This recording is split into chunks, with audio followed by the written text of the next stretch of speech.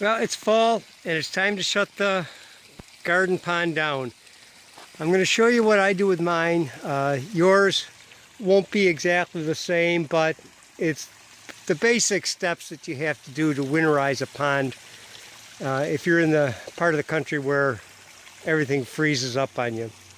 First thing I've done is I've shut my automatic filler, shut the water coming into the automatic filler off so that I can remove the automatic water filler.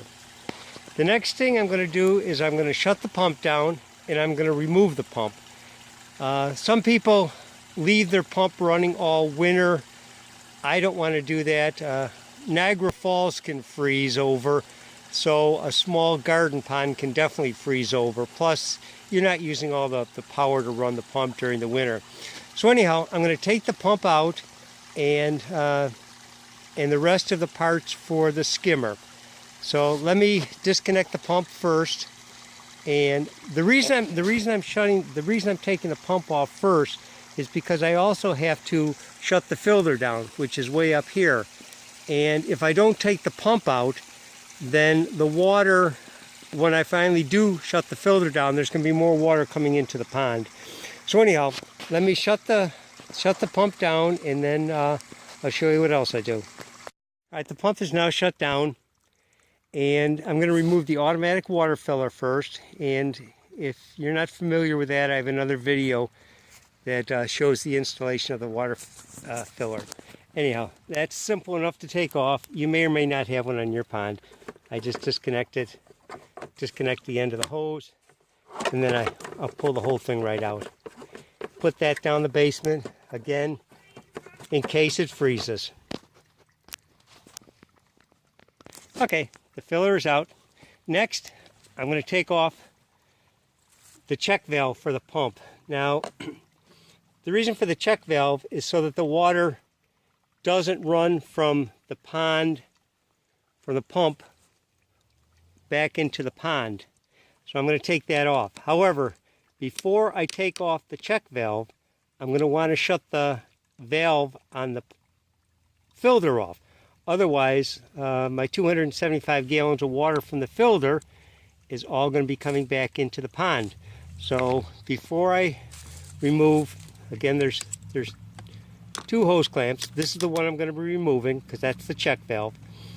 Before I take this off, I'm going to go and I'm going to shut the water line off that goes into the filter. Okay, and here is the valve that goes into the filter. I'm going to shut that down. There you go. And I'm also going to shut off the ones that go into the UV light. Otherwise, what will happen is the water will just come back out of the bottom of the filter, go around, come back, and go back down to the pond itself. So I'm going to shut one of these valves off. All right, now I can go and remove the pump from the filter. What I mean to say is the pump that goes to the pond, not to the filter. Anyhow, as you can see, the check valve is now disconnected. That's my check valve. And there's just a little bit of water running back into the pond. And that's okay because everything else is going to be drained anyhow. So the next thing I do is take the pump out.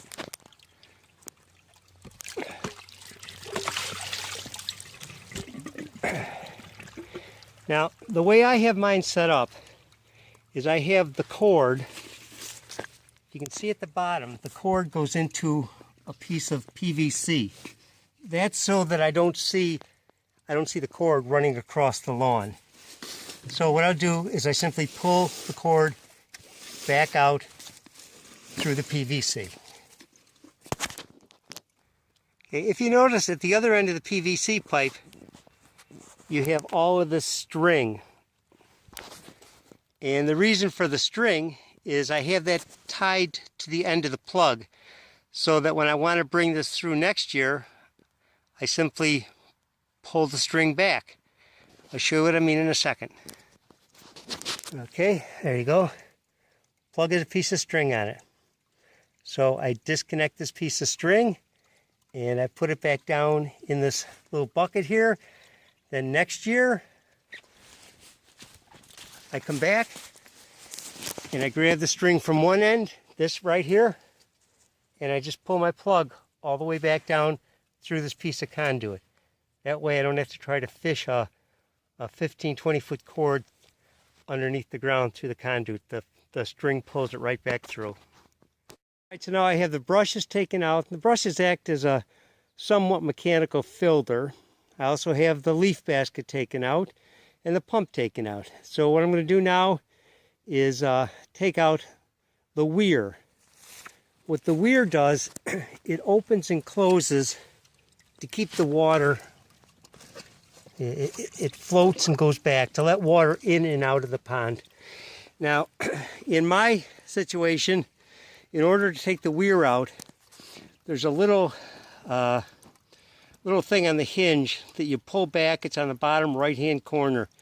That's a good thing to note when the water is warmer, so you don't have to be feeling around inside of the skimmer, because the water's pretty cold right now, and it can take you a while to figure out where the attachment point is. But as I say, mine, which is a little giant skimmer, is on the bottom right-hand corner, part of the hinge. I just simply pull that, and then I'll be able to take the weir off. The reason you take the weir off is so that it doesn't freeze and break in the winter. You can leave all the water in the skimmer. That's not a problem, but you don't want to leave the weir attached to the skimmer. So the weir is removed, and as I said, you can see it right over here. This little thing that goes in and out like that. That's what you take off in order to remove the weir. Now, that's probably something you want to look for when the weather is nice and warm, because even though I knew where it was, it still took me a couple minutes to take it off, and the water is extremely cold right now. So I have the weir off.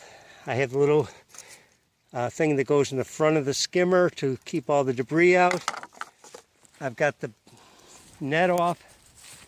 I've got the brushes off. I've got the pump off. So I'm done at this end of the pond. The only thing I have to do is cover the pond up with some netting.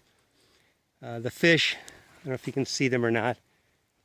The fish are down there. They're going to be going to the very bottom of the pond, which is where they stay for the winter. I also have cut back all the plants, the lilies and the marginal plants, and I've cut them down and put them into deeper water so that they won't freeze during the winter, and hopefully they'll survive for the spring. But as you can see, the waterfalls is now off, and the next thing is to go up and take care of the filter, which is way at the top of the hill. The filter and the UV light. So I'll do that now. This is my filter, biological filter. It's 275 gallons.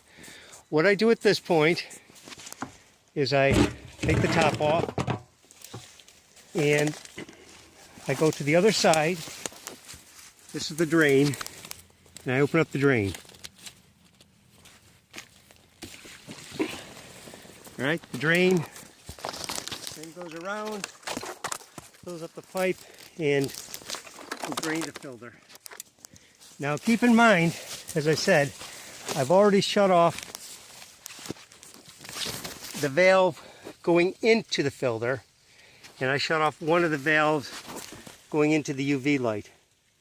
So while the filter is draining, I'm going to remove the UV light, and I'm going to take that down in the basement for storage for the winter. Again, I have another video on the installation of the UV light and the benefits of one. So I'm going to disconnect it at 2 spots. Once I get this off, the filter will be almost drained, and then I can clean out the filter.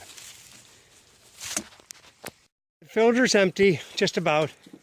So next thing I do is I remove the biological material, which in this case is snow fence, and then at the bottom I have some other material that I'll show you. But anyhow, so I take all this out, and then I'll just clean the filter out with a hose. All right, so this is what accumulates in the filter over the course of a few months in the summer. I have a big enough filter that I don't have to worry about it on a monthly basis, but if you had a small filter, you certainly would want to clean this thing out. But anyhow, it's just filled with stuff. And so anyhow, what I do is I pull the stuff out, and then I'll hose everything down, hose all this stuff off, get everything nice and clean. This is the filter material after it's been taken out. This is the second year it's been in, so next year we'll put the new material in. You get it off of Amazon. It's just this stuff here. But as I say, you can see how much stuff is left down in there. All that stuff, and a lot of that is the stuff from the fish themselves. So anyhow, next thing I do is I just hose all this down and get as much out of it as I can.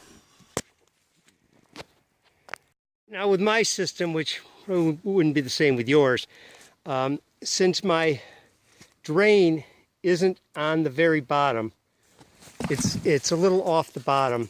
What I have to do is I have to lift one end of the tank up slightly. I put a rock under it just to bring it up about an inch so that I have more water flow.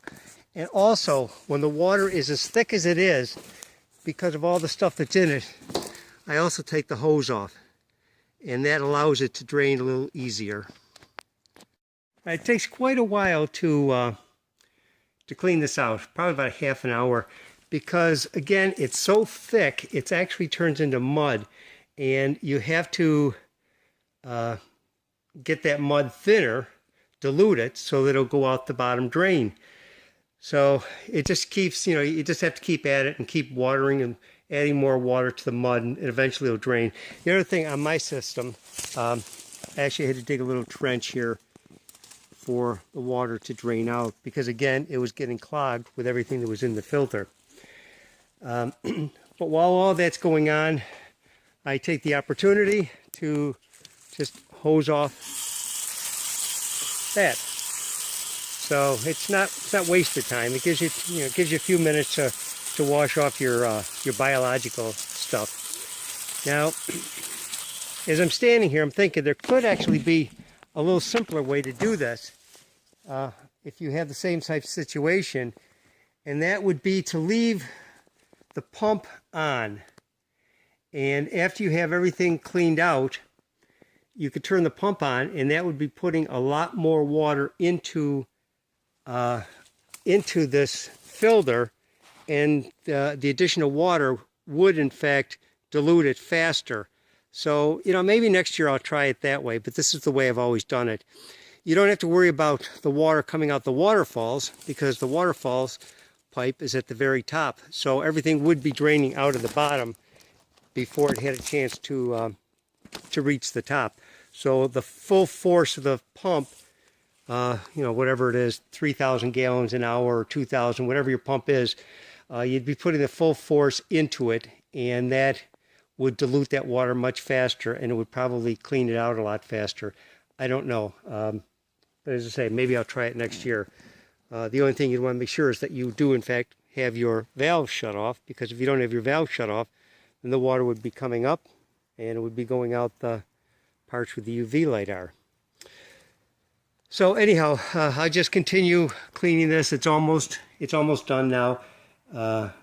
And once it's cleaned out, I put my material back in and seal it up for the winter. The one thing though to mention is leave all your valves open. If you don't leave your valves open, even though there isn't any water in it now, water can be in it, small amounts, and what that will do is end up cracking your valves come spring. So when everything is done, open up all your valves, leave them wide open so that any water that may get in there will in fact drain, and you won't have a problem in the spring. Before you put your pump and other pieces away, it's important to make sure that it's clean. As you can see, there's a lot of stuff in here from over the summer.